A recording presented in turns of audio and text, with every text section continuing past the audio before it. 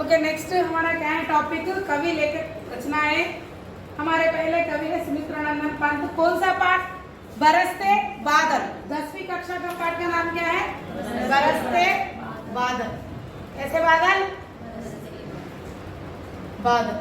पहला पाठ। इसकी विधा क्या है अम्मा? कविता। कवि कौन है? सुमित्रानंदन पंत।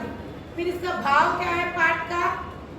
पर्यावरण, प्रकृति वर्णन, पर्यावरण और प्रकृति वर्णन। अब पंत जी कौन से वाद के कवि है? छायावाद। छायावाद के प्रमुख। छायावाद बोले तो क्या है? बोले तो प्रकृति का वर्णन करना।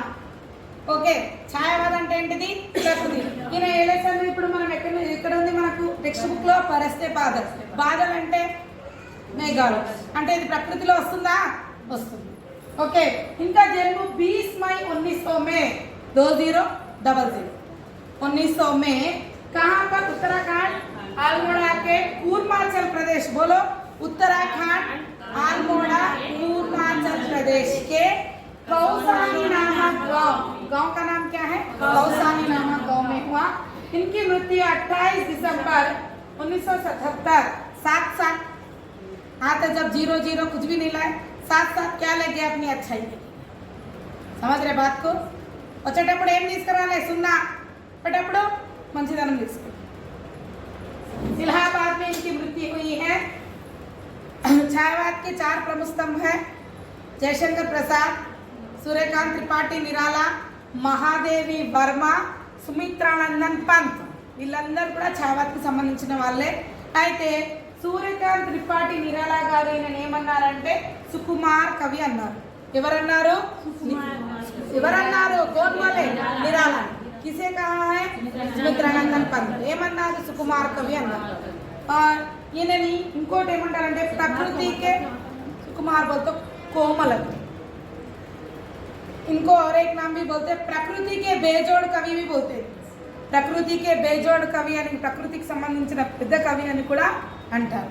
ఓకే, ఈయన జీవితం పైన ఎవరెవరి ఆదర్శాలు ఉన్నాయంటే రవీంద్రనాథ్ ఠాగూర్, కార్ల్ మార్క్స్, మహర్షి అరవింద్ ప్రభావం ఎక్కువగా ఉండేది. రవీంద్రనాథ్ ఠాగూర్ మీకు తెలుసా? స్కూల్కి వెళ్ళి చదివారా? ప్రకృతిని చూసి నేర్చుకున్నారు.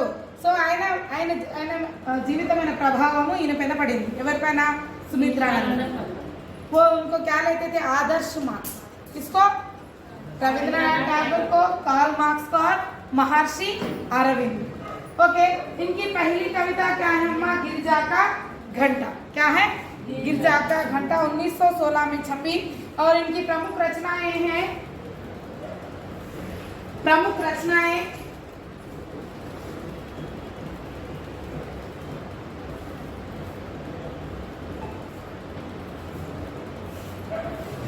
प्रमुख रचनाएं वीणा, ग्रंथि,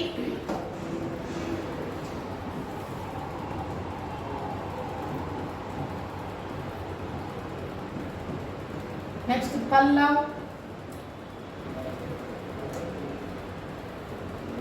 गुंजन,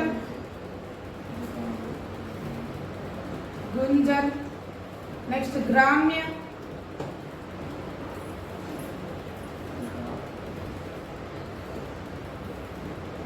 नेक्स्ट युगांत, नेक्स्ट युगवाणी,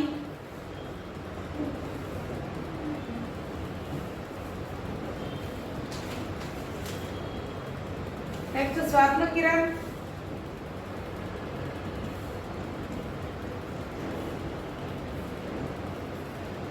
नेक्स्ट स्वर्ण धूल, स्वर्णधूलि, नेक्स्ट लोकायतन। लोकायतन इनका महाकाव्य है।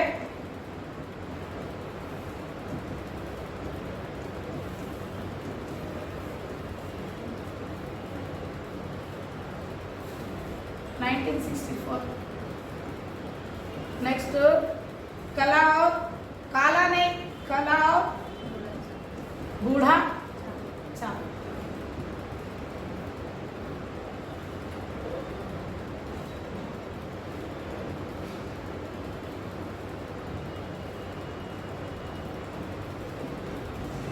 गुड़ाचांद 1959 नेक्स्ट बस ये है इनकी पद्य रचनाएं हैं, इनकी गद्य रचनाएं हैं।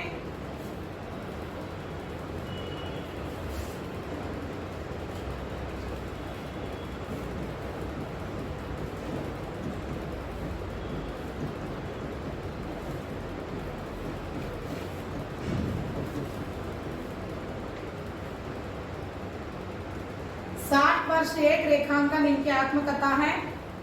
60 वर्ष एक रेखांकन इसकी आत्मकथा पंत जी की।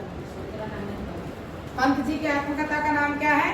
60 वर्ष एक रेखांकन। छायावाद पुनः मूल्यांकन इनकी आलोचनात्मक ग्रंथ है। छायावाद पुनः मूल्यांकन किसको बोलते हैं? इवैल्यूएशन करना। आलोचनात्मक ग्रंथ, आलोचनात्मक ग्रंथ बोलता सोचना नहीं होता बेटा। क्रिटिसाइज करना, अच्छा क्या है बुरा क्या है बोलना, उसको आलोचना बोलते। नेक्स्ट इनकी कविताएं हैं बादल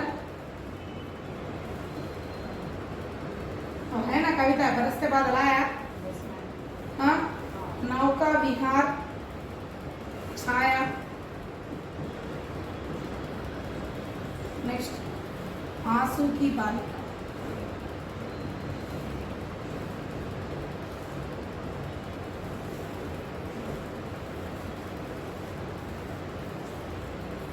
ओके,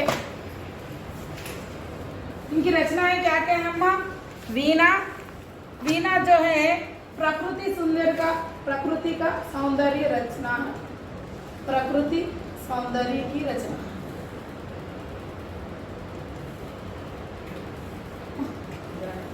ग्रंथि प्रेम प्रधान काव्य है।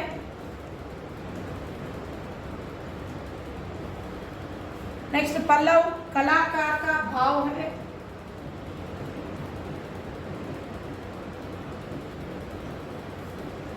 गुंजन इनकी छायावाद की अंतिम रचना है।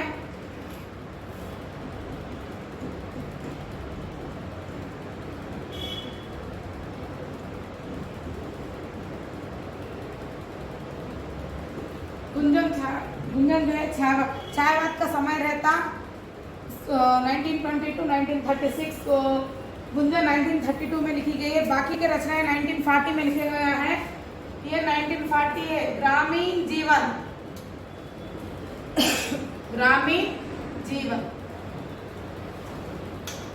नेक्स्ट युगांत वर्तमान मानव जीवन।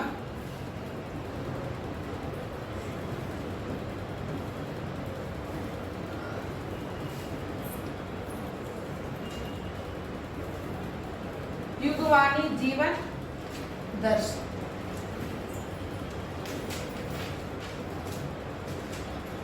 नेक्स्ट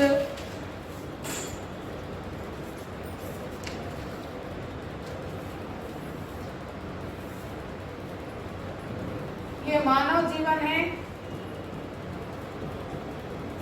ये नई जीवन चेतना, नई जीवन चेतना।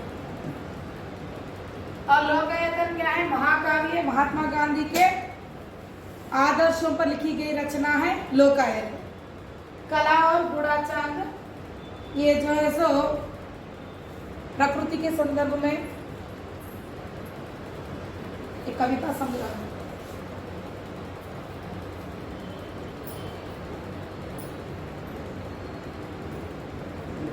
कला और गुड़ाचांद कविता संग्रह। చూడండి ఇక్కడ ప్రముఖ రచనయే పద్య రచనయే ఏమున్నాయి చూడండి. ఈ పేరు గుర్తుంచుకుంటే చాలు. ఇదంతా మీకు అవసరం లేదు పెట్టికి. बोलो वीणा, ग्रंथि, पल्लव, गुंजन, ग्राम्य, युगांत, युगवाणी, स्वर्ण किरण, स्वर्णदूत. वीणा, ग्रंथि, పల్లవ్ అన్ని పేర్లు ఉన్నాయి చూడండి. పల్లవ్, వీణాని వీణ గుర్తుపెట్టుకోండి. గ్రంథిని గ్రంథి, గ్రంథంలా గుర్తుపెట్టుకోండి, పల్లవిని పల్లవిలా గుర్తుపెట్టుకోండి.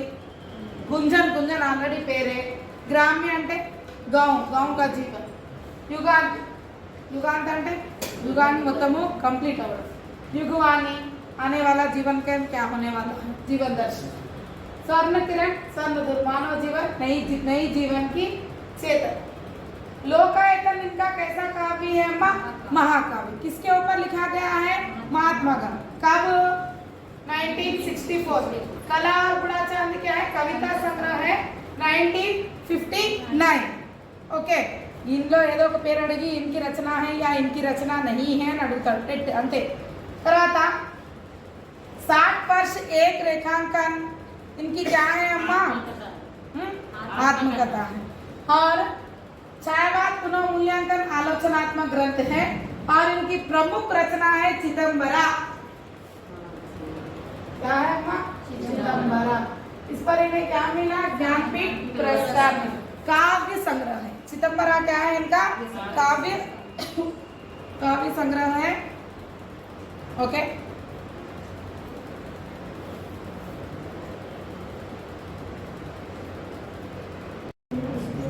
राइट. ओके, नेक्स्ट इनकी पुरस्कार.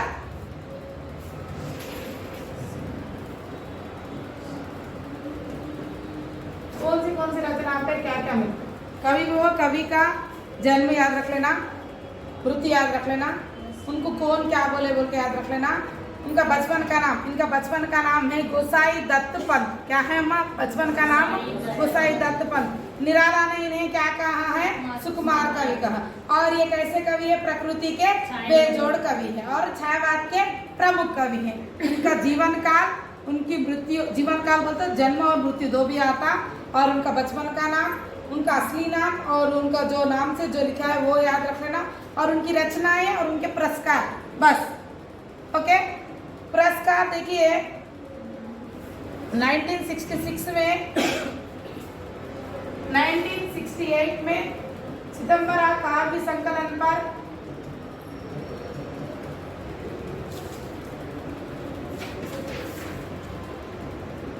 क्या मिला अम्मा? ज्ञानपीठ मिला. क्या मिला?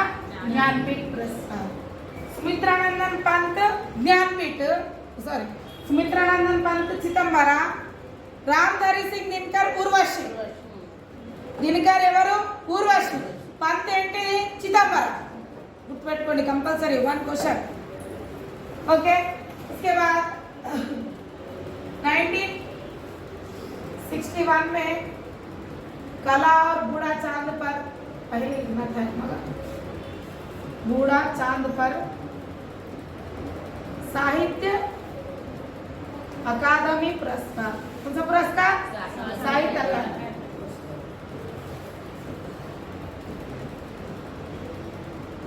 नेक्स्ट 1966 में लोकायतन पर 3 पुरस्कार मिले. क्या है? सोवियत रूस, नेक्स्ट सोवियत लैंड नेहरू, और एक मिला लेनिन. कौन सा पुरस्कार? इंपॉर्टेंट है अम्मा, ये हर एग्जाम में पूछा गया है इनके बारे में. इनके बिना क्वेश्चन पेपर की कल्पना नहीं होती. किसके बिना? सुमित्रानंदन पंत, दिनकर, इनके बिना. ओके,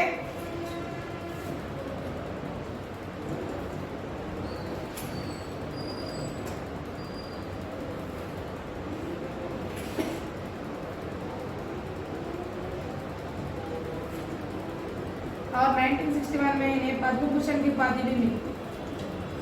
कोई एक रचना पे नहीं देते, ये सारे साहित्य पर दिया जाता है पद्म भूषण या पद्म विभूषण. ఒకటే రచన మీద ఇవ్వరు.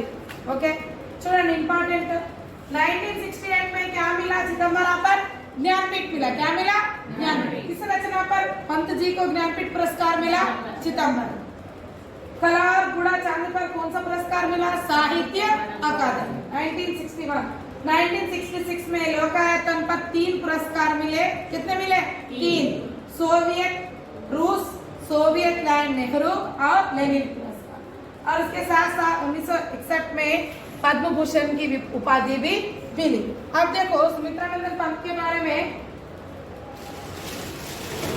सुमित्रानंदन पंत क्या है अम्मा? छायावाद के प्रमुख कवि हैं। इनका जन्म 20 मई 1900 में उत्तराखंड अल्मोड़ा के कूर्माचल प्रदेश कौसानी नामक गांव में हुआ और इनकी मृत्यु कब हुई? 28 दिसंबर 1977। अब इनका जीवन काल बोलो अम्मा। 1900 से 1977।